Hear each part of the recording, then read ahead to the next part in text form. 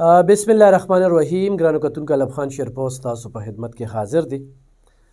کتونکو ګراني ډیره زیاته ده نن، خو چونکې جړی ده، باران وریږي.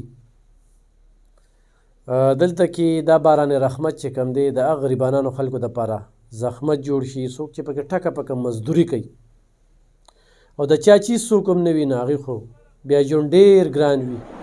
خو بهرحال چې په 3-3.5 زره باندې بورې وړه شي او بیا دغه شانتې غوړي او نور څیزونه چې کوم دی هر څه ګران دي. نو الب خان شیرپو ویلفیر فاونډیشن د خپل وس مطابق د خپلو کتونکو د وس مطابق خپل کوشش کوي. زه مننه کوم یو د جلوزو د خور چې د هغې په مرسته باندې موږ په دې ګرانه کې ډېرو خلکو ته وړو رسول. دولت خان حاجي صاحب په سعودي عرب کې دی، الله پاک دې جن ورکړي او الله دې قدرمن کړي چې ډېره خواري را سره کوي. موږ 400 والو سره او غریبانانو سره داسې د کم لرې ځای نه راځي وي هغه له څه ورکړه، د هغې په مرسته ډېر څه روان دي. بل یو ورور مردان سیمې نه چې موږ ته چاولې را لېږلي، چڼۍ راته را لېږلې ده او د کولډ ډرینګو 10 پیکټې چې کوم دی نو دا ما ته راکړي دي.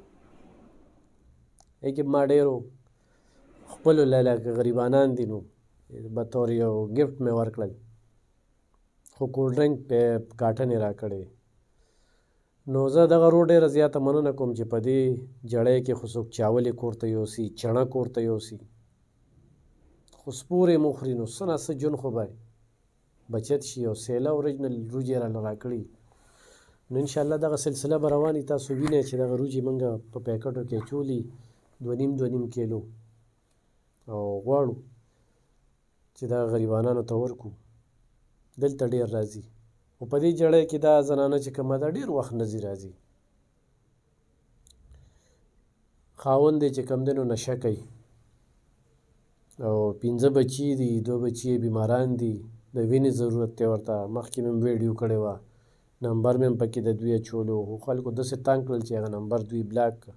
خو بیا هم دې ځای ته په یو امید راځي. د الله پاک لاک شکر دی چې رانه خالي لاس نه ځي، څه نه څه یوسي، خو د روپۍ وي خو د 10 وي، خو څه نه څه یوسي. څه به وایې په دې موقع باندې ژوند څنګه روان دی؟ بس څومره کرنې ډېره غریبي هم ده چې دلته راشو تاسو راسه لاس مدد وکړئ. بس حقه ته ناستې وو خورې واړه راته هر ټایم جاړي، د یو شیز د رقم نه او بس ډېره زیاته غریبي هم ده. ماشومان مې هم ناجوړه، خاوند مې هم دغه شان دی او څه ګراني شي او څه واړه راشي خفه یو، نو بس موږ هم ورته خفه یو.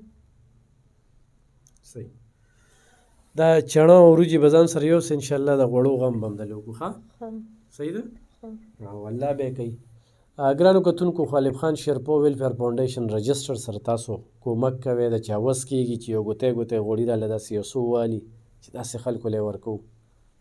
څنګه چې دې ورور راله چاولې الله پاک دې اجر ورکړي، یا چڼه یې راله واغېستله نو انشاءالله دا هم د سره واده ده. الحمدلله د تېرو 8 کالو راسې خلکو د رنګ خبرې وکړې، خو د خپل مشن نه یې وانه وړلو.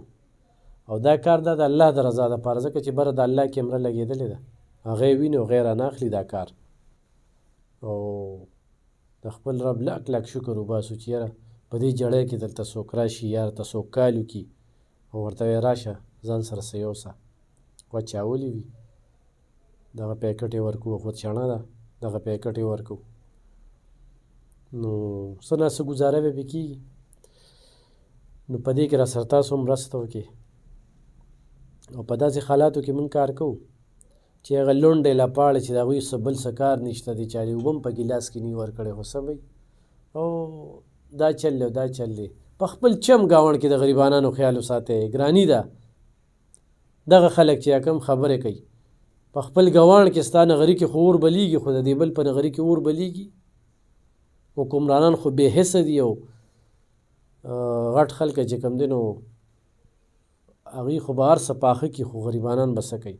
هغه خلک چې یا په تنبانو کې اوسېږي، یا په کچه آبادو کې اوسېږي، یا دیاړي نه وي، یا کونډه وي، یا خاوند بیمار وي، یا دغه لعنتي نشه باندې روغتې وي، نو مور شرمېږي د مور ژوند چې کوم دی ناقلاره وي نو ضرور سره په دې کې کومک وکړي. دا ورسره لورکۍ ده او 2 بچې بیمار دي نو مرسته راسره وکړئ.